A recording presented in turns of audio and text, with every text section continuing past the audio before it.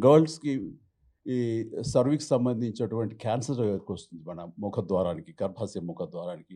అట్లాగే గర్భాశయానికి సంబంధించి కూడా వస్తుంది. సో, 4, 5 ఏళ్ల నుంచి 9, 10 ఏళ్ళు అయితే 14 ఏళ్ల లోపు 9-14 ఏళ్ల లోపు గర్ల్స్‌కి ముఖ్యంగా అందరికీ ఈ వ్యాక్సినేషన్ గనుక మనం ఇవ్వగలిగితే హెచ్‌పివో కదండీ!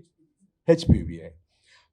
హెచ్‌పివి వ్యాక్సినేషన్ ఇవ్వగలిగితే గనక 100% వాళ్ళకి ఇంక సర్వైకల్ ఇది క్యాన్సర్ వచ్చే అవకాశమే లేదంటారు.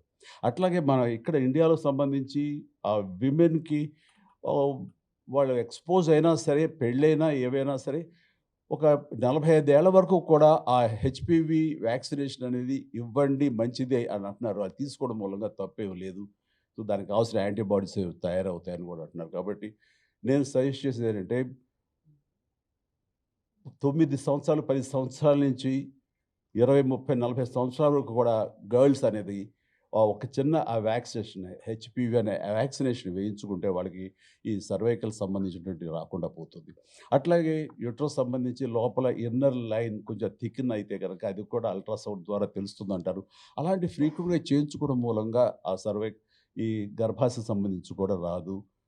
అవాయిడ్ చేయొచ్చు అంటున్నారు. అట్లాగా నాకు సంబంధించి మాకు మరొక మిత్రుడికి కూడా ఇట్లాగే ప్యాంక్రియాటిక్ ఇదొచ్చిన తర్వాత మధు గారు ఉండుంటే గనక అది చాలా ఇదిగా ఉండేదేమో. కొంచెం ఎక్కువ స్టేజ్‌కెళ్ళింది. అది కొంచెం సఫర్ అవుతున్నాడు అని అనిపిస్తుంది. తీసుకొచ్చి మధు గారికి చూపించాలి మరి అని.